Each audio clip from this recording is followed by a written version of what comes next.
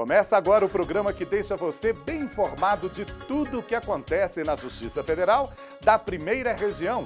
Seja bem-vindo ao Inteiro Teor.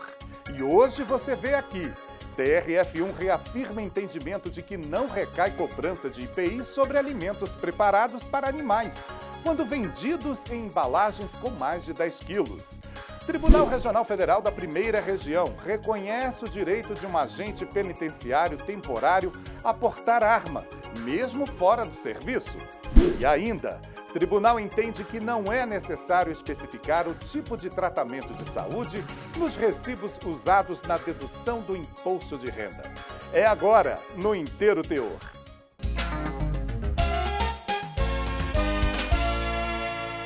É difícil entender porque, muitas vezes, um saco pequeno de ração custa proporcionalmente mais caro do que um pacote maior. Mas tem uma explicação: a isenção de impostos. Acontece que nem sempre essa isenção é aplicada. Recentemente, uma fábrica de rações procurou a Justiça para se livrar de uma cobrança da Fazenda Nacional. E conseguiu.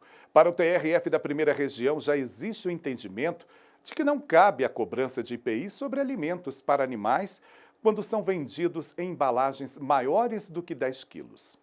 Saiba mais detalhes na nossa primeira reportagem. Olga, Eva, Tieta e Mujica são os xodós da Tatiana.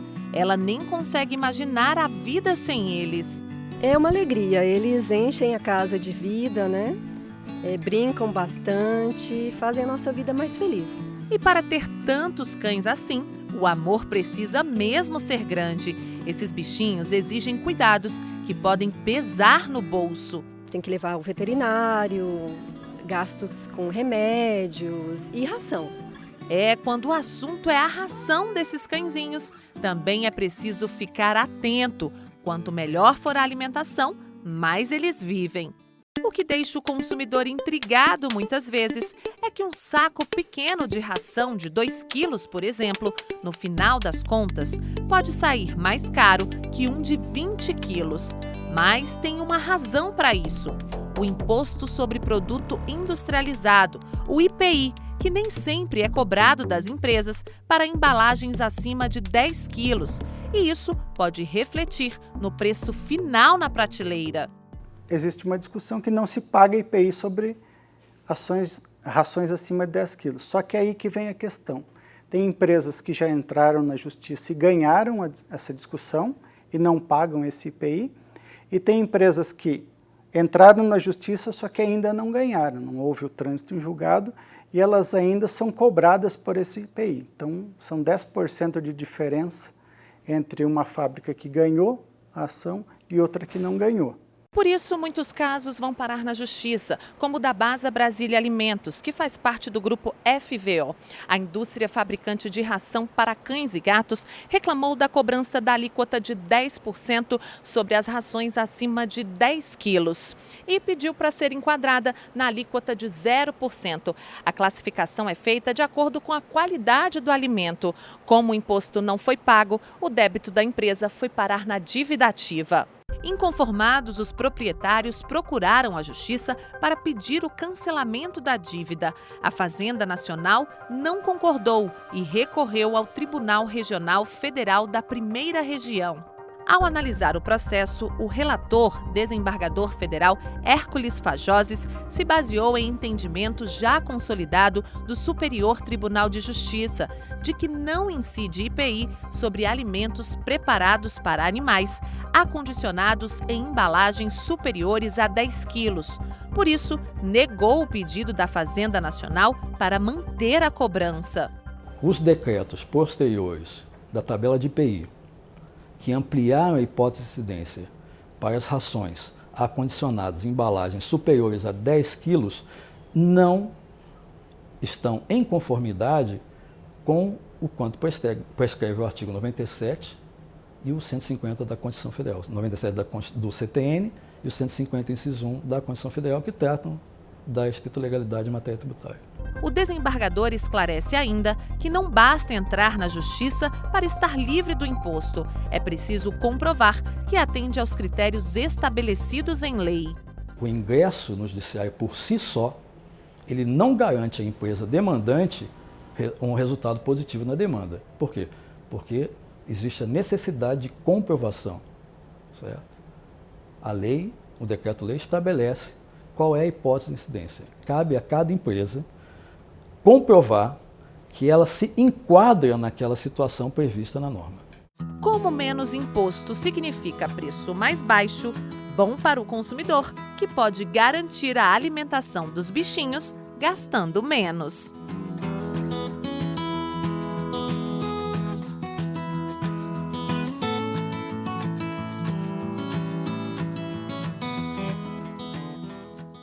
Decisões como essa estão no nosso portal.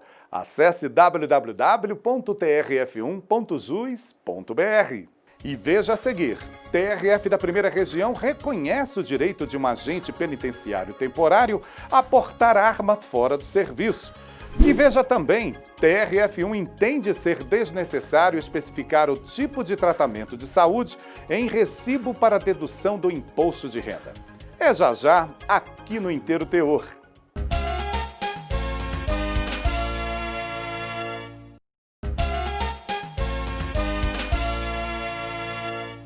Em 2014, a Lei 12.993 alterou o Estatuto do Desarmamento, permitindo que os agentes prisionais tenham porte de arma de fogo, a serviço ou fora dele. O problema é quando o agente é temporário. Conheça o entendimento da Justiça nesses casos com o repórter Márcio Fontinelli. Os dados são preocupantes. Uma pesquisa feita pelo site Monitor da Violência, com apoio do Núcleo de Estudos da Violência da USP e do Fórum Brasileiro de Segurança Pública, mostra que no Brasil existe apenas um agente penitenciário para cada 7 presos, quando o ideal seria um agente a cada 5 detentos. Para minimizar o problema, tanto o governo federal quanto os estaduais contratam servidores temporários. Apesar de fazerem na prática o mesmo trabalho, o regime de contratação pode fazer diferença. No Maranhão, por exemplo, um agente penitenciário entrou na justiça depois que a Polícia Federal negou a ele o direito de portar arma fora do serviço. O motivo? Seu vínculo de trabalho é de natureza temporária e não efetiva. O agente conseguiu garantir o direito em primeira instância, mas a União recorreu ao TRF da Primeira Região. No tribunal, ao analisar a questão, o relator, juiz federal Ilan Presser, explicou que quem pretende ter o porte de arma precisa preencher uma série de requisitos. Um deles é o risco da atividade exercida, e neste caso, o próprio Estatuto do Desarmamento, no artigo 6º, prevê a presunção de situação de risco para os integrantes do quadro de agentes e guardas prisionais. Para o juiz federal, se esse requisito está preenchido, o agente penitenciário temporário também tem direito à posse de arma de fogo, mesmo fora do serviço, para garantir a própria integridade física. Em seu voto, ele afirma: é preciso reconhecer que as atividades dos agentes penitenciários, temporários ou efetivos, os submetem a riscos que vão muito além dos complexos penitenciários, pois eventuais conflitos entre um agente e um preso podem gerar represálias.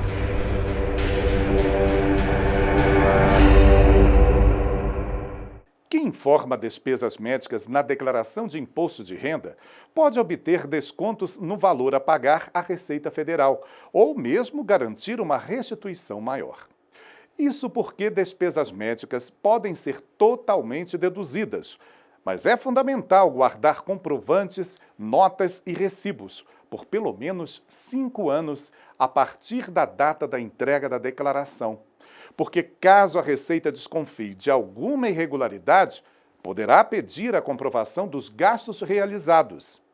Esses documentos, para terem validade, têm que respeitar algumas regras, como trazer o nome, o endereço e o número do CPF ou do CNPJ de quem recebeu os pagamentos.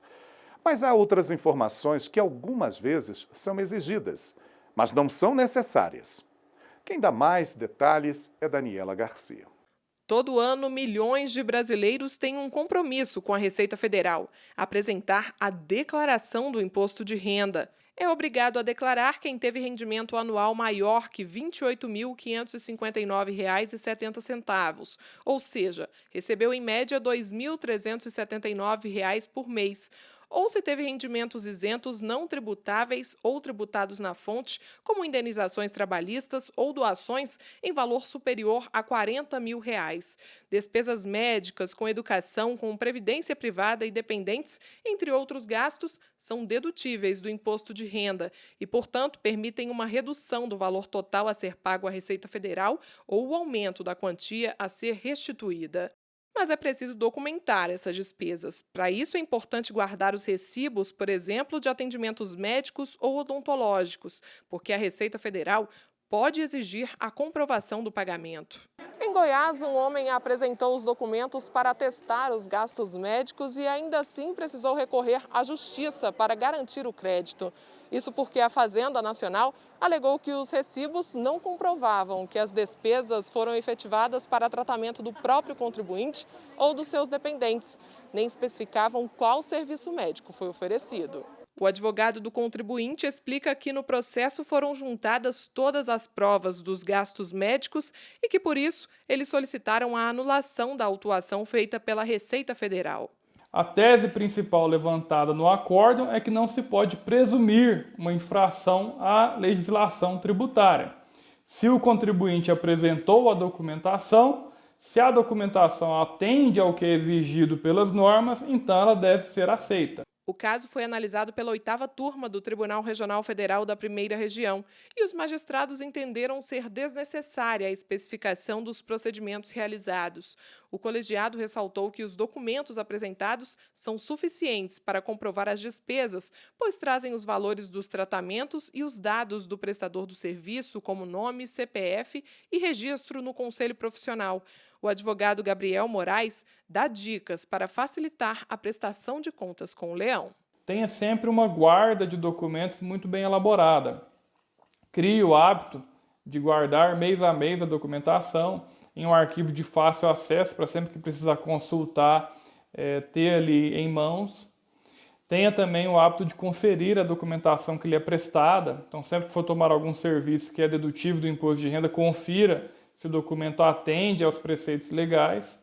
E, por fim, tenha bons profissionais lhe assessorando. É importante lembrar que este ano, excepcionalmente devido à pandemia, a declaração pode ser entregue até 30 de junho. Quem não cumpre esse prazo está sujeito a multa, que pode ser de R$ 165,74 ou de 20% do valor do imposto devido, o que for maior. Quem recebeu menos de R$ 28.559,70 em 2019 está automaticamente isento. Pessoas portadoras de doenças graves, como AIDS, esclerose múltipla, também podem solicitar a isenção do imposto de renda.